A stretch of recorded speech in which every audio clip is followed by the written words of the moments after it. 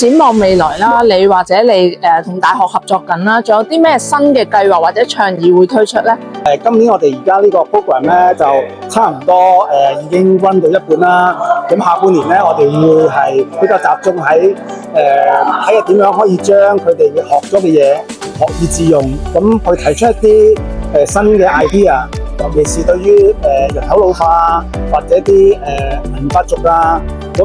我哋會有個比賽嘅，咁呢個比賽咧會係喺年底咧喺新加坡舉行嘅，咁就會邀請澳洲、香港、日本同埋新加坡嘅大學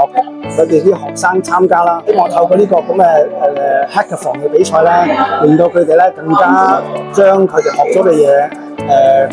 提出一啲可能